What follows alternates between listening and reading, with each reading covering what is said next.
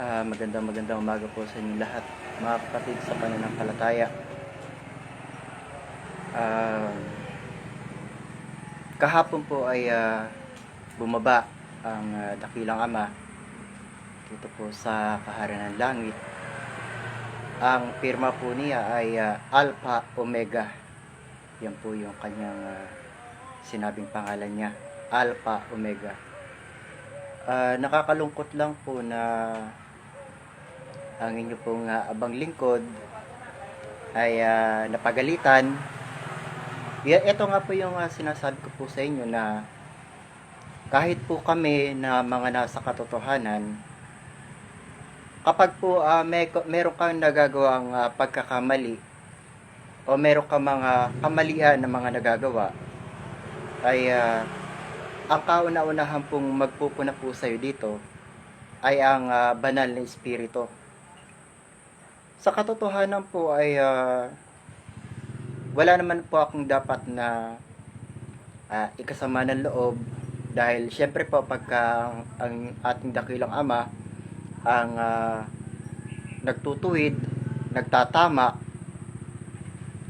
gaano man po kasakit ang mga salitang bibitawan niya sa iyo, wala ka pong magagawa kundi ang tanggapin mo yung pagkakamali. Kaya nga po kagabi ay nanalangin ako. Ako po yung humingi ng tawad sa kanya. Gawa nga po ng isa sa pinuna po niya sa akin ay ang medyo mabagsik daw po ako magsalita.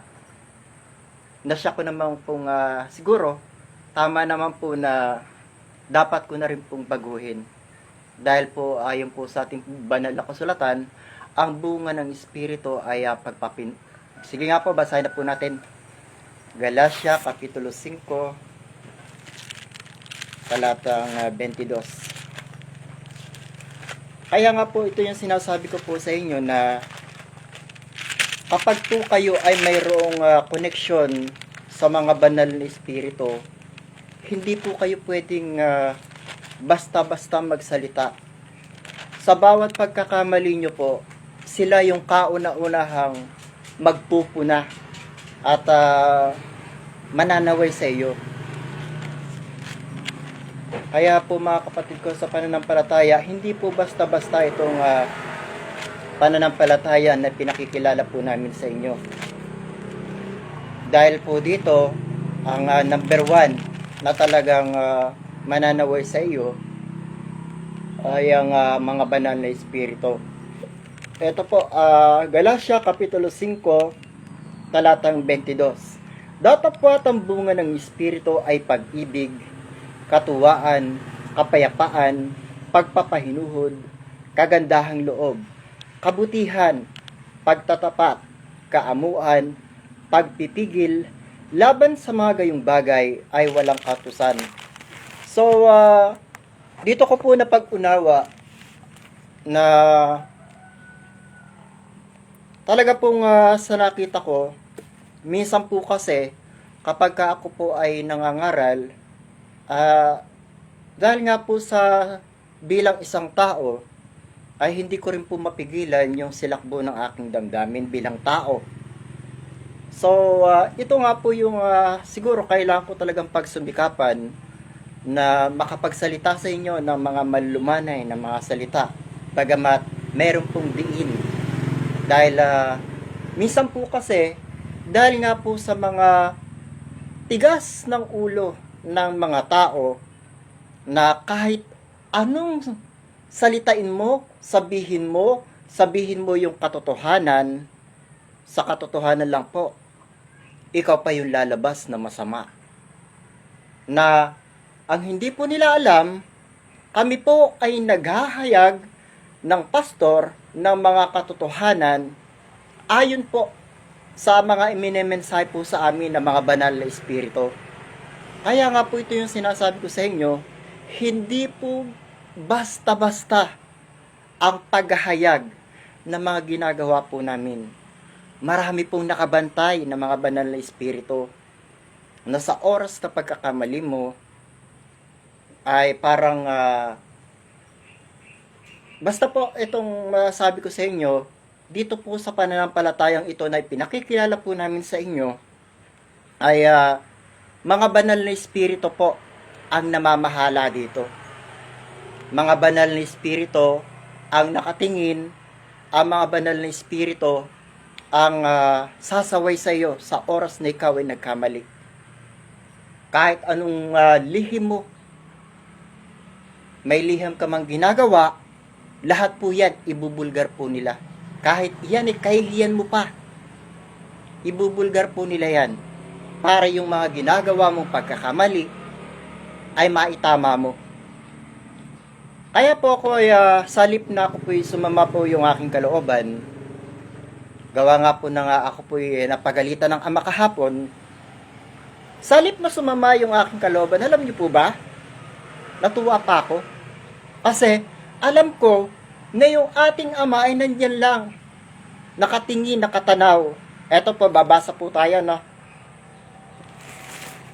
Jeremias, Kapitulo 16, talatang 17. Patutunayan ko po sa inyo yung lahat ng mga binabasa ko sa inyo, yan po nararanasan ko po yan. Sapagkat ang aking mga mata ay hindi na nga sa lahat ng sapagkat ang aking mga mata ay nanga sa lahat ng kanilang lakad. Sila'y hindi nakakukubli sa aking mukha o nangangalilingid man ang kanilang mga kasamaan sa harap ng aking mga mata. Ang isa po kasi sa pinuna sa akin ng ama ay yun daw po mga pabuluso kong mga pagsasalita. Mga pagsasalita na talagang yun naman po talaga nasa isip ko, na saktan ko yung mga damdamin ng mga tao dahil sa oras na masaktan mo yung kanilang mga damdamin, yung sakit na yun yung kanilang matatandaan. Yan po yung iniisip ko na matuwid para sa akin. Dahil nga po sa tigas ng ulo ng mga tao na kahit anong iyong sabihin, kahit anong iyong salitain, kahit anong iyong isaysay sa kanila, na kahit sabihin mo pa na yan ay galing sa banal na espiritu na kanilang mga minemensahe, talaga pong ayaw po nilang paniwalaan. Kaya nga po nung panahon ng Panginoong Jesucristo, alam niyo po ba, dito ko po lubos na napag-unawa ang hirap na naranasan ng ating pong Panginoon nung kapanahunan na siya ay buhay pa, habang siya ay nangangaral sa buong sangkatauhan sa lahat ng mga tao, ay dito ko po naramdaman yung kanyang mga nararamdaman nung kapanahunan niya, na kahit magsalita siya ng sabihin niya, katotohanan sinasabi ko sa inyo, hindi siya mapag-unawa ng mga taong nakikinig sa kanya. Kaya nga po ang reklamo niya, bakit hindi ninyo napag-uunawa ang aking mga pananalita? Sapagkat hindi mangyayaring dinggin ninyo yung aking mga sinasalita. Medyo mabigat lang po yung kanyang mabinitawan doon dahil yung pong panahon na yon na siya po yung nagbanggit noon, talagang parang sukdulan na po yung kanyang galit sa mga taong inaaralan niya. Kaya nga po, sige po, basahin na po natin yung sinabi ng Panginoon. Nandito po yun sa aklat ng Juan, Kapitulo 8, talatang 43. Bakit hindi ninyo napag-uunawa ang aking pananalita? Sapagkat hindi ninyo mangyayaring dinggin ang aking salita. Kayo'y sa inyong amang dyablo. So yun po yung mga bagay na binitawan po ng ating pong Panginoong Jesucristo. Kaya kung hindi nyo po nalalaman, mabigat pong magsalita ang Panginoon. Lalong-lalo na po sa kanyang mga alagad. Dahil ang Panginoon po nung kapanahunan niya, nung po siya ay nagtuturo at nangangaral, ay ayon daw po kausap ng pastor si San Pedro, ay talaga raw pong napakahigpit na maging guro ang Panginoong Jesucristo. Na siya naman pong minsan nararamdaman din po namin kapag po siya nangangaral sa amin, talaga pong minsan bumababa po siya, pinagagalitan po talaga kami.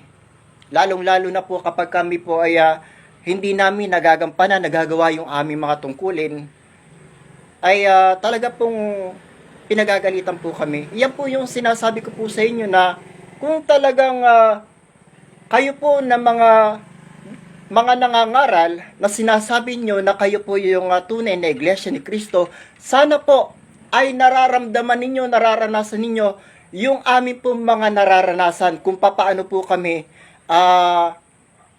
pinagpapakahayagan ng mga banal na espiritu. Na eto po, ako po ay isa sa buhay na magpapatuto sa inyo na kahit po ako'y pinagagalitan, okay lang po yun. Tanggap ko po yun, yung aking pong pagkakamali. Na ako daw po ay medyo masakit lang po sa akin. Subalit sabi ko nga po sa inyo, bilang mga banal na espiritu, ang sa akin ay naghayag, ang sa akin ay nagpayo, tanggap ko po yun. Masakit man o sa hindi, kailangan ko pong tanggapin. Dahil iyon naman po ay para sa aking ikapapanuto. Kaya po sa lahat po ng mga tao, sa lahat ng mga mangangaral, ito lang po yung ninanais ko sa inyo. Kung wala po yung presensya ng mga banal na espiritu sa inyong pananampalataya, siguro naman po ay panahon na para naman po maalaman ninyo yung isang tunay na pananampalataya pala ay nandyan po sila, nakagabay, nakatingin, lahat ng mga gagawin po ninyong mga kasamaan, nakabantay po sila. Ano man ang iyong sabihin, masakit man o hindi, nandyan po sila nakabantay. At sila po ay mananaway sa iyo sa oras ng pagkakamali mo ng iyong mga pananalita sa lahat ng mga tao. Dahil ayaw po nila na yung kanilang karangalan ay maipapahiya mo po sila. Yan po yung isa sa iniingatan nila. Kaya kami po ay talagang maingat po kami sa amin po mga pananalita. Although minsan po talaga, aminado naman po ako na minsan nailalakas ko po yung aking pong boses dahil bilang tao po ay siyempre minsan sumisilakbo rin po yung aking damdamin na nadadala po ako ng mga samot-saring mga damdamin. Kumbaga yung pong yung mga bagay na hindi mo po mapigilan. Minsan nagagalit ka sa iyong pangaral, pero hayaan nyo po, pagsusumikapan ko po yan na aking pong magawa. Ito pong mga darating na panahon na to, sisikapin ko po at pipilitin ko na maging gagayahin ko na po yung ginagawa ng mga pari. Malumanay silang magsalita. Kaya lang po, ang magiging kaibahan po namin, sila po ay mga malulumanay magsalita, pero in spite of that, in behind of that, na mga pananalita ng mga malulumanay, na mga magiginoong manalita na halos para mga pinggan na hindi makabasag pinggan. Kumbaga, ay meron po sila mga intensyon. Unlike po nang sa amin, alam nyo po ba yung intention lang namin? Kaya po kami ay patuloy na naghahayag sa buong sangkatauhan. Una po, ay para maipaabot namin ang mensahe ng mga banal na espiritu buhat sa kaitaasan. Pangalawa, ay upang maipahayag po namin ang buong kapasyahan at kalooban ng ating Ama na nasa langit. Pangatlo, ay upang maipaalam na po namin sa lahat ng mga tao na kailangan na po naming maitama yung lahat ng mga bagay na itinurong mali ng mga naunang mga ngaral. Ito po, magbibigay po ako ng example. Ano po? Kagaya na lamang po ng itinuro ng ating Panginoon Jesucristo. Nasa banal na kasulatan naman po yan. Ang hindi ko lang po ba maunawaan at maintindihan, iminensahe po yan sa amin ng Panginoon. Kinausap po kami ng Panginoon na kailangan na daw pong mahayag yung kanyang pananampalataya nung panahon na siya po ay buhay pa. Na ang kanya daw pong pananampalataya ay mababasa sa Juan Kapitulo 4, talatang 22 hanggang 24. Yan po yung katotohanan sinasabi po niya sa inyo at katotohanan sinasabi ko rin po sa inyo. Yan po yung isa po sa ibinigay niyang mission sa amin bilang kanyang mga tinawagan at binigyan ng katungkulan sa ating pong kapanahunan ngayon, alam ko po na napakahirap para sa inyo na isipin ng Panginoon, ang Ama, at yung mga banal na espiritu ay amin pong mga nakakausap. Alam ko po, napakahirap para sa inyong paniwalaan itong mga bagay na ito. Pero alam nyo po ba, sasabihin ko po sa inyo katotohanan, normal na lang po sa amin yan. Parang isang normal na senaryo dito po sa kaharian ng langit. Dahil nasanay na rin po kami na talagang pagka bumaba po yung mga banal na espiritu, mas madalas po yung napapagalitan po kami. Yan po yung katotohanan. Bilang mga tao po kasi, matitigas din po yung mga ulo namin. Aminado naman po ako. Talagang yun po sinabi sa akin ng Panginoon. Kaya lang po, isa rin po ako sa nagnanais, naghahangad bilang amin pong pag-ibig, pagmamahal sa lahat ng mga tao sa buong Pilipinas at sa buong mundo, na maihayag po namin sa inyo yung mga katotohanan.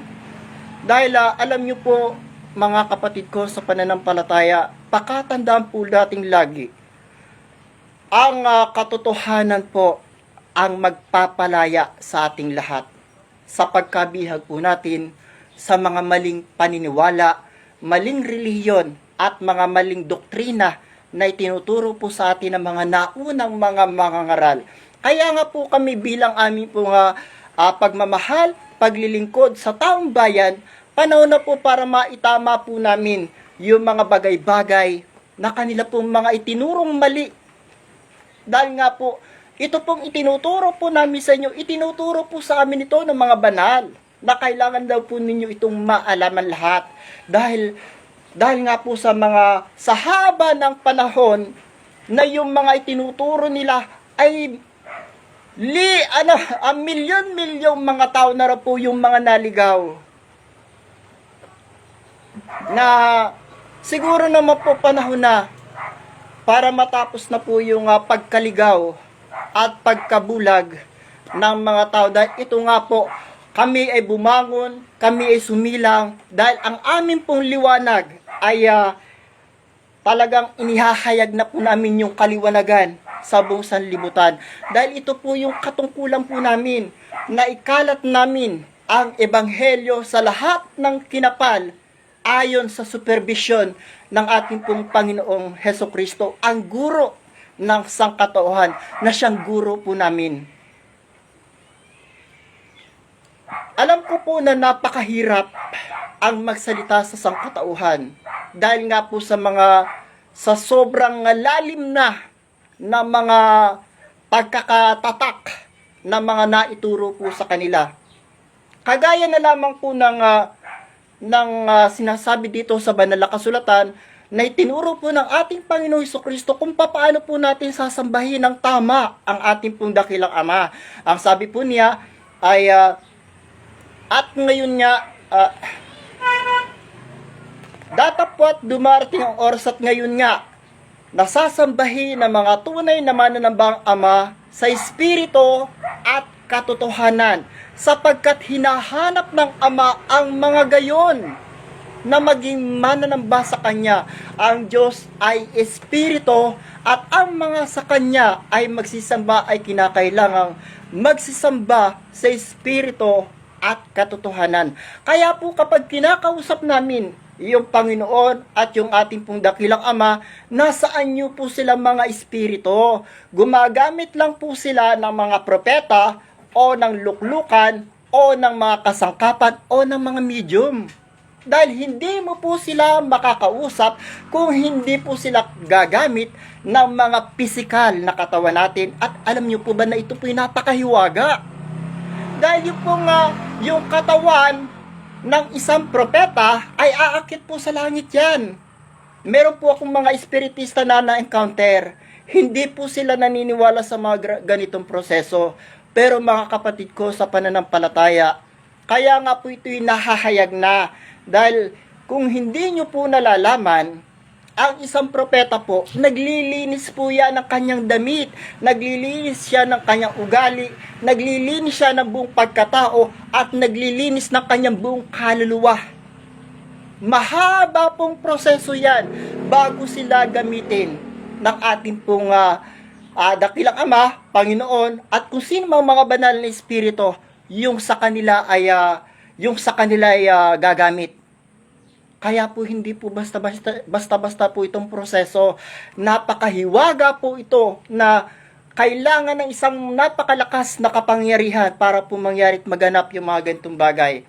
Kaya nga po, isa pa sa nais ko pong maipalam sa inyo, hindi po magaganap ang mga ganitong mga pangyayari. Yung mababasa nyo po sa Malakias Kapitulo 3, talatang 1, na may isang sugo na naghanda ng daan. Isa po ito sa dapat nyo pong malaman na kaya po nakabababa ang mga banal na espiritu, may isa pong tunay na sugo na naghahanda ng daan o naghanda ng daan. At yung mga daan po na inihanda niya, yun po yung mga luklukan. Luklukan, tabernakulo, templo, propeta, o kasangkapan ng medium, isa lang po yan na dapat nyo po itong maalaman lahat. Kaya mga po, kung babasahin nyo po yung aklat ng Pahayag or Apokalipsis, Kapitulo 20, mababasa nyo po doon yung inihayag ng Propeta Juan Evangelista, at nakakita ako ng mga luklukan at doon ay may mga nagsisiluklok. Alam nyo po, kung ito po yung maunawaan po ninyo at maiintindihan, ito po yung nagaganap dito po sa kaharian ng langit. Kaya nga po ito po yung sinasabi namin sa inyo, bago po kayo humatol, lalong-lalo na po sa mga nagsasabing mga masasamang espiritu yan, mga karumaldumal na espiritu yan bumababa sa inyo. Kaya nga po ito po yung sinasabi ko, kung wala po kayong mga third eye, pangitain o vision, huwag po kayong hahatol. Dahil unang-una po sa lahat, sa oras na mahatulan po ninyo yung mga banal na espiritu, malaking kasalanan po yan sa kanila, at yan po'y walang kapatawaran ang paghamak, pagyurak at paghatol sa mga banal na espiritu. Kaya nga po, sana, bago po kayo humatol, lalong-lalo na po sa grupo ng mga espiritista, na ito nga po yung sinasabi ko po sa inyo, kung talagang kayo po hindi naniniwala na bumababa ang Panginoong Jesucristo dito po sa kaharian ng langit, hinahalina ko po kayong lahat dito, lahat ng pananampalataya sa buong Pilipinas at sa buong mundo, dahil ito po yung napapanahon na at talagang kailangan na po itong maganap. Yung kung mababasa po natin yung nasa aklat ng Deuteronomio Kapitulo 4, talatang 10, kailangan na po yung maganap dahil patutunayan po sa inyo ng pastor ang tunay na sugo ng Diyos sa ating kapanahunan ngayon, yung kanyang inihandang daan upang ang mga banal na espiritu ay makababa buhat sa kaitaasan. Alam nyo po, mga kapatid ko, siguro po'y panahon na para maalaman nyo po yung mga ganitong proseso. Dahil ito nga po yung ipinapaalam po namin sa inyo na maalaman nyo na po yung mga hiwaga ng kalangitan. Napapanahon na po kasi, nasa panahon na po kasi tayo ng end times, na yung mga lihim na karunungan, mga lihim ng mga nakatagong lihim, kailangan na po mahayag. Kaya nga po kayo aking hinahalina dito po sa kaharian ng langit para patunayan po namin sa inyo yung lahat ng aming mga sinasabi sa inyong lahat. Yung mga pagbaba ng mga banal na espiritu, kaya lang po ang hinahalina po namin dito, yung mga pananampalataya na may mga mananamba na may mga malalakas na third eye. Para po kayo mismo ang magpapatotoo, kayo mismo ang maghahayag kung ano po yung inyong makikita dito po sa kaharian ng langit. Kaya lang po, isang babala lang po yung aking sasabihin sa inyo, huwag po kayong magbubulaan sa harapan po ng banal na espiritu. Dahil sa oras po na magkamali ka ng iyong hatol, lalo na po kung Ama ang bumaba, sa oras na ikaw ay magkamali ng paghatol,